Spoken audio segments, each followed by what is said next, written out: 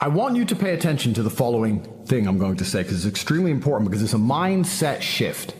Often, I am asked to motivate people. And what people are looking for when they want motivation is they're looking for a fire inside of them that makes them want to do hard things. Or the grit and determination to push through a wall which previously they saw as insurmountable. And the reason they need motivation to do this is because they think hard is bad. They think this is hard and I need to be pushed to do this to save my bloodline, to avoid eternal slavery, to make money, whatever it is. This is hard and I need somebody to encourage me to do whatever it takes to get through it. Because you view hard in the negative. Truthfully, it is the hard things in life that are the best things in life. It's amazing how God has linked difficulty and value. There is nothing in life which is valuable, which is not hard to obtain and hard to keep. Not a single thing. That's why it has value in the first place. If gold was everywhere, nobody would care about gold. People want gold because it is hard to find. That's the whole point of it. Difficulty, value are inextricably linked. So when you see something as hard, you see something as valuable, and you have to train your mind to be excited by hard things, to feel energized by the challenge, to feel self-motivated, not externally. You're self-motivated by the chance to prove to God you deserve this hard thing. And the most beautiful thing about difficult things is that it deters a large contingent of the populace because most people are not ready for hard. When they see hard, they quit. When they see hard, they make excuses for why they don't want it anymore. They cope. When most people see hard, they shy away from it, which is extremely important because you only want the things you want because other people can't have them. You want that girl because other people haven't had her. If everyone's had her, you don't want her. You want that car because other people can't buy it. You want to do what other people can't do. This has been the basis of masculinity since the dawn of human time. The Egyptians built the pyramid because it was hard, so that when people saw it, they knew it was hard to do because others couldn't do it. Men wanted to be the first people to sail the 7 seas and risk their lives, to cross Antarctica and risk freezing to death, to be the first person to do it so that everybody would say, wow, I bet that was hard. So people used to wake up and think of hard things they could possibly do. They'd wake up with a very fine and normal life, just like you are. You wake up, you have a bed, you have food, you're not freezing to death, you probably have a woman who texts you back, your life's fine, right? Some men are okay with that. Some men think, what is something hard I can do from here? In days of old, they would say, here's this unexplored land. That looks hard to get to. Let me take the risk so that my name is remembered. You should feel fantastic when you're given a challenge. When hard is put in front of you, you should say, finally, God, finally you've given me something difficult. My life has been too easy for too long. I'm too capable to live such a meager existence and simply survive. If you don't solve today's problems, you will not earn the blessings of tomorrow's problems. Now, this is something that you're sitting here thinking, well, I don't want problems tomorrow. Let me explain to you as a man, problems never go away. Life is a never-ending series of tests and battles. It is a long, if you are lucky, 80-year war, and there is battle to win every single day. If you manage to reach a stage of prosperity in which there is peace and serenity surrounding you, the best thing you can do is prepare for the future battle because you can be certain, as sure as you are that the sun will rise, that a battle will come. You think if I just get this much money, my problems will be gone. If I just get my girlfriend to stop arguing with me, my problems will be gone. If I just fix this one issue, my problems will be gone. It doesn't work that way. Tomorrow's problems are guaranteed. But if you do not fix today's problems, you do not earn tomorrow's problem. Every day is a problem. I have the problem of a beautiful woman who complains about dumb shit. Now I get to enjoy that problem. Lucky me, because I'm the man that she wants. If I didn't go through yesterday's problems of winning fights and getting rich and becoming important, I would not have the problems today of arguing with her. That is how life works as a man. There is no way out of it. So unless you solve today's problems, you do not get tomorrow's problems, because problems in and of themselves are a blessing. There is nothing worse than living in the eternal still, the ether of insignificance, where you have no problems, Nothing is really wrong. Nothing is really right. The bus always turns up. You always get to go to Starbucks. Your wages always turn up after you make the coffees. You go home. You don't have the problems, but you also do not have any innate chance. You don't have any tangible excitement in your life. Nothing is going to change. It is stagnation, which is destructive for the male soul. It's perhaps the most destructive thing. You need problems today so you're blessed with problems tomorrow, because you don't want that life. You want to not live in a zoo. There's a reason why animals die when they live in a zoo, because they have no problems. The food turns up, no predators, no enemies. They don't have to run away from the deforestation or the poachers. They just sit, lay around, wait to be fed, but they don't live as long as they do in the wild, because it is the problems that keep their soul alive. It is the problems, the fact they must hunt, the fact they must avoid their predators and enemies, the fact they have to avoid being poached. They have to change territory when the new alpha male moves in. They have to find somebody to mate with. They're not given somebody to mate with like they are in the zoo. They have to find something to mate with. That is what keeps the masculine spirit alive. That is what's so important. So you must change your attitude towards problems and see them as a blessing. But if you do not get to enjoy today's problems and solve them, you're going to have no problems tomorrow. And I guarantee you that life you dream of with no problems doesn't exist, because if you ever do find that life, it is torturous. And a man, if you're a full-grown adult, should only ever ask for a fair shot. If I were to say to you, you can make $10 million if you dig a hole deeper than your competitor across the next 12 hours, you shouldn't be asking me for a special shovel. You shouldn't be asking me to cheat. You should say, is it going to be fair? If he doesn't cheat and I don't cheat, I can beat him by sheer will. Because in a fair competition, quite often it is sheer will. It's the capability and ability to endlessly try, which will be the deciding factor. All you need to do is believe in yourself, believe in your capabilities, believe in your dedication, and you will win. I am happy when I look at a fair battlefield, because I know I'm going to win more than I've ever won. You know, when I was poor, they used to say, if you're rich, you can avoid taxes. And I used to hear people say, that's not fair. The rich should pay their taxes. And I thought, that is a loser's mentality. Do you know what I thought? I thought, good. So I'll get rich and I won't have to pay the same taxes. I just set myself up to win. I was like, fine, if that's how it works, then I'll win the game. All we've ever wanted is a fair shot. If you're a man at home watching this, you've only ever wanted a fair shot, nothing more, nothing less. And that is what you're going to be given. You're not going to be given an instant victory. In fact, the game has just begun. Nothing has ended. It has just started. And it is your chance to prove you deserve the success and prosperity you've been dreaming of. As a man, all you should ever be asking for is a fair shot. You shouldn't be asking for anything else. You should sit and say, I believe in my competence to the point where all I need is a fair chance. It's a world of men. You give me a fair chance and I can do it. Give me a coin flip. I don't want anything more. I don't want anything less. The best the universe will ever give you is that fair chance. And if you're good enough as a man, and if you're prepared for it, then you can win. It's not a guaranteed victory. It's not free money. It's not the end of anything. It's the beginning of a fair game for the first time in a long time. Instead of it being rigged against you, it is now fair. And as a man, that should be all you have ever asked for. You don't want to cheat. You want a fair game. So we're now entering a period where it is finally fair again. And the problem with fair, because there is a problem, there's no light without dark, is that fair games are brutal meritocracies in which those who have prepared, those who work the hardest, those who are better than the others are going to ruthlessly excel. What's happened is we have re-leveled the playing field. The game is once again fair, and it is there to be played and to be won. That is the situation we are in. Nothing has ended. Nothing has finished. It has only just begun. And I do not want to see complacency from all of you men at home who believe that somehow everything is finished and fine and the war is won. In fact, you should feel motivated and inspired to work harder now than ever before, because the game is now fair. The game will feel easy for the motivated. It's going to feel easier than ever before for those of you at home who are genuinely prepared to get rich.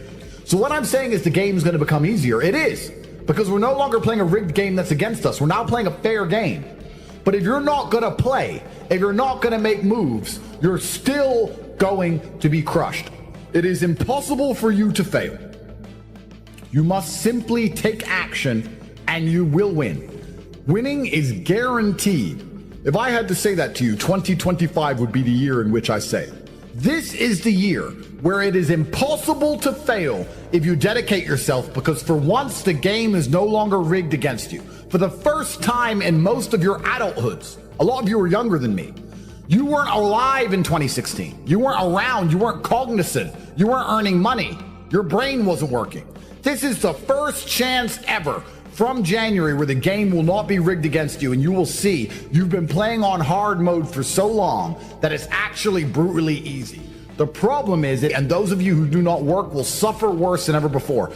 You do not deserve that which you do not appreciate. If you appreciate this level battlefield, this fair game in which you can make as much money as possible without being held back, without reins and constraints, it's easy mode. You know, when you're the best of the best, you have to perform on your worst day. If you're a sprinter or a professional fighter, you're due to have a race or a fight on the 15th of July, 2025, and the day rolls around and you have a cold, you're not allowed to lose because you have a cold, because nobody cares. They're not going to say he lost because they have a cold. They're going to say he lost. You have to be better than your enemy on your worst day, and they may be having their best day. This is the reality of life as a man. Now, you do not deserve what you don't appreciate. You need to appreciate this level battlefield, because the level battlefield is actually easy mode. You're never going to have an easier mode than a fair game as a full-grown man. Fair game's the best you can possibly hope for. The universe does not want to give you things. Nobody feels sorry for you. Nobody cares about you. The best you can hope for is a fair shot. And a fair shot to me is easy mode, because I am the guy who's been out competing his opponents with a cold. I've been the guy who's been winning on hard mode. Here I am. I win when I'm outgunned, outnumbered. I win when the game is rigged against me. I'm the kind of guy you drop off in the middle of Antarctica, naked in the snow, expecting him to freeze to death. And then you come home to your little girlfriend and find her in bed with me. That's how I am, who I am. Nobody knows how I got off Antarctica. I just did it. I'm a winner. So a level fair game, a fair battlefield, is easy mode. You're waiting for easy mode. You're waiting for the game to change so that you have the winds in your sails. That's not how it's ever going to be as a man. It's going to be the opposite. The best you can hope for is a calm sea with no wind, and you can row with your muscle, with physical power against the waves. The wind is no longer against you, but it's never going to turn and be in your sails. Easy mode is fair. That's the best you're ever going to hope for.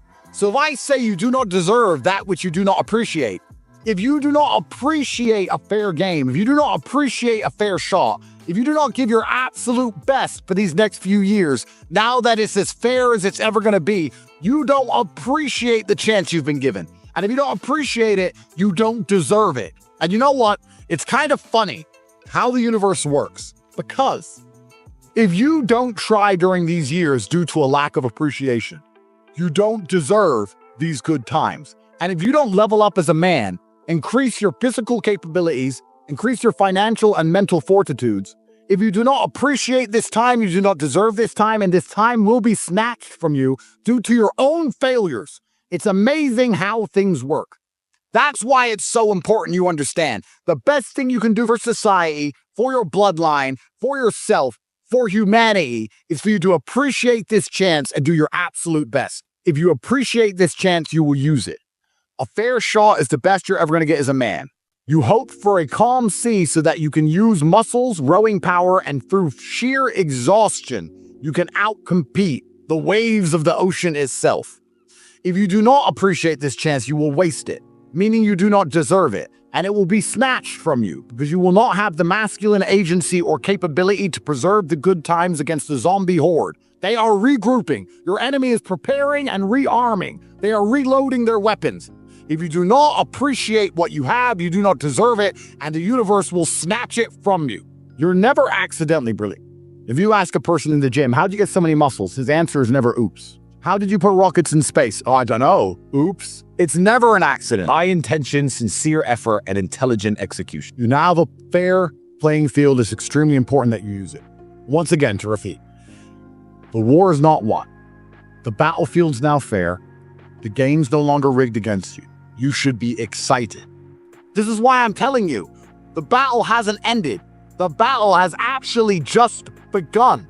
All of the work that you need to do is now more achievable than ever before, but the battle has just begun. And I've been telling you guys, I've been telling you to prepare. I've been telling you need to get money as soon as possible. I've been warning you because second chances like the one we're enjoying right now must be prepared for. Those of you which have been stacking money get to take advantage of this monumental bull run we're all going to enjoy.